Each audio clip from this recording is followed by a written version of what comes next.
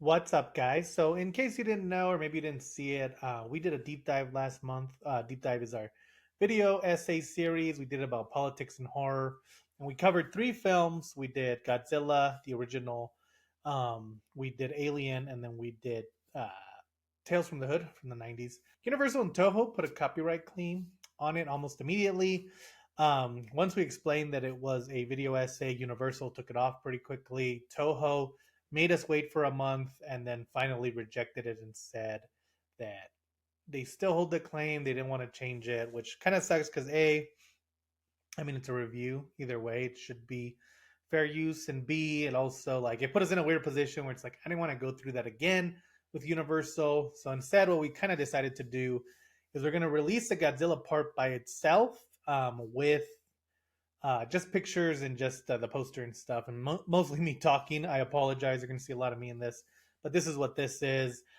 Check it out. Hope you like it. I haven't really changed anything. I've just kind of made it less copyright strikey. So I hope you enjoy it. If you do like it, give us a like and a subscribe, and also check out the original deep dive. I'm director and writer Andrew Hada, and I'll be hosting this deep dive.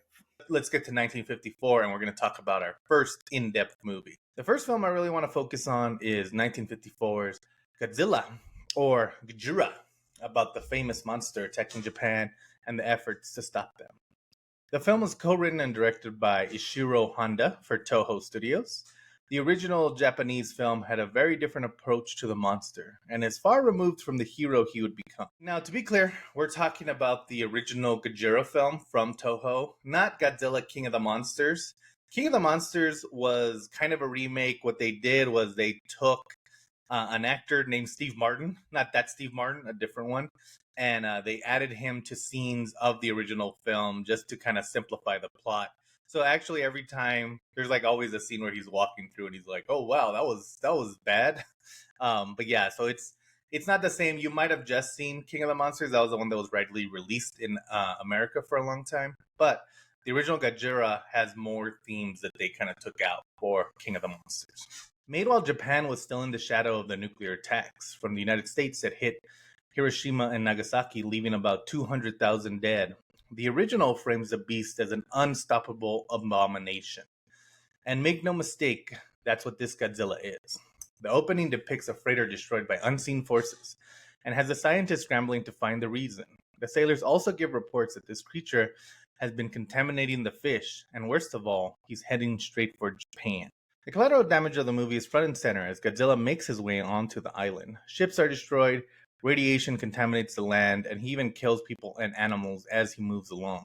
He's so irradiated in the original that it gives a radiation poisoning even after he's moved on, as we see hospitals get overwhelmed and people suffering even after he's long gone. These images and sequences mirror what was called the second horror, which referred to the many diseases from leukemia to cancer to birth defects that the survivors experienced even years, even decades after the bombs were dropped, due to the radiation left behind.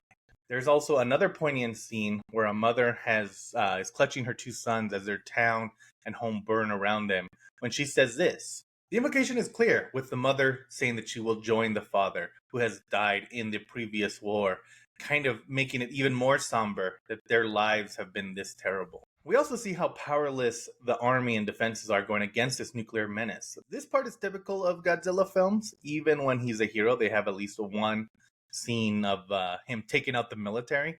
But this is a much more somber tone because this is the military giving everything they have and still not having any kind of real offensive attacks for Godzilla, which again kind of mirrors the fact that despite the Japanese having an entire army, it just took two bombs to really end that war.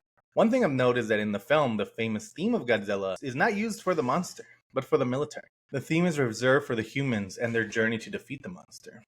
Even the end has a more somber tone. Much of the film revolves around the lead scientist, Yamane, trying to get the country to study the monster instead of destroying it. Once the threat gets too bad, they are forced to use a new weapon to finally destroy Godzilla. But again, it's not without repercussions. The parallels between the movie and the weight of the country couldn't be more clear. This is a country still reeling from having a great atrocity committed against them, and it's felt in every frame of this film. This is a country that has lost its faith in its government, its military, and itself. And those wounds are still healing. And there's another theme about the dangerous side of human innovation. The last act of the film is discussing whether they should use such a weapon because of its repercussions.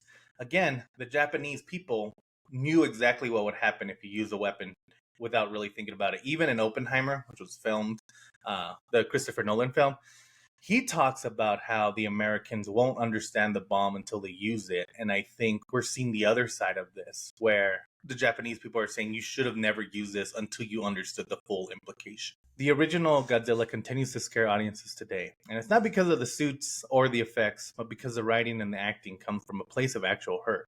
The cause of the nuclear disaster might be different, but the reaction and the aftermath are very similar. The power of the film is filmmakers expressing their hurt and pain to show that Godzilla might have destroyed the cities, but it's our want and our need for greater weapons that it was our own undoing. After everything, Godzilla becomes a story of how the science community and the community at large are at the mercy of militaries and governments that place power and arsenal over their own survival. That lingering feeling left after Godzilla is that it's countries that go to war, but it's the people that suffer. Like Nosferatu before, Godzilla represents a product of war, in his case, the nuclear bomb. But Toho and the creators took it one step further. They don't just use Godzilla as a representation of war, but the way he's destroyed as a warning of the potential horrors. The franchise would go back and forth from being silly to being more serious in tone. The recent Godzilla movies from Toho, Shin Godzilla and Godzilla Minus One, still have very big political message, with Shin Godzilla being a reflection of Japan's response to a national emergency, and Godzilla Minus One being even more anti-war than the original. There are more complex Godzilla films sprinkled throughout the franchise, dealing with everything from pollution to Cold War to even bullies. And also, it has Gazuki. It truly is the people's franchise. So there you have it. That's our deep dive. Go check out the whole video. The other deep dives. We really hope you enjoy it. We should have another deep dive coming for you pretty soon. A couple more. But yeah, thank you so much, and we'll see you guys on the next one.